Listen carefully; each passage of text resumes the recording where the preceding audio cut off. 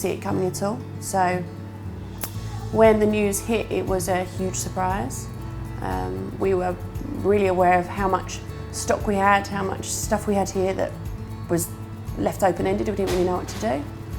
And then we closed. We closed on that night. I think everybody managed to get 1 or 2 last drinks in. We closed on that night and had to go home and think about what we were going to do, but we weren't aware at the time how long it was going to go on for.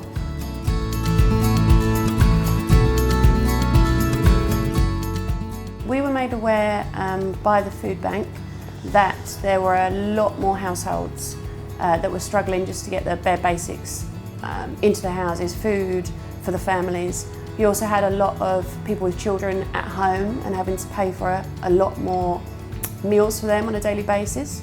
I've got 2 boys, so immediately I noticed that what we were spending in the supermarket was far higher than what we would have normally.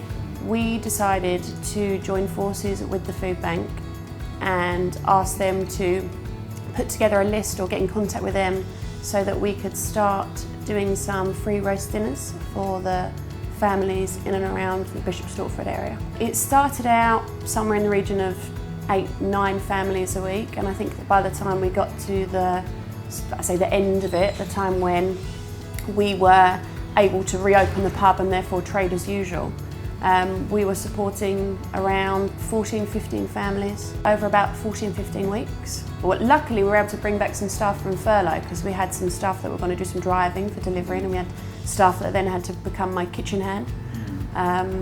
And staff that had to do all the packing and getting everything organised, a lot of the paperwork involved in it all.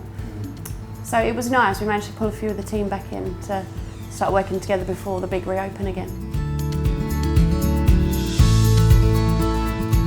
So we've been doing that for a couple of years. We started doing it the year before lockdown, and we reached out to anyone that wanted to host a charity event here, who maybe had a small charity that wasn't that known that they wanted to raise some money for, and we asked people to put their names forward.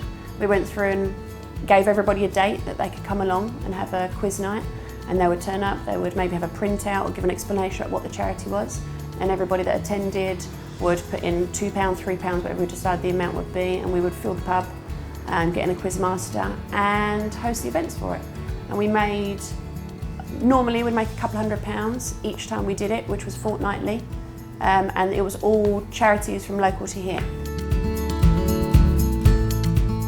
I was quite taken aback when you said to me, quite emotional about it I think, because I don't think that doing it I expected to get anything back from it. I didn't expect to be nominated, shortlisted for this.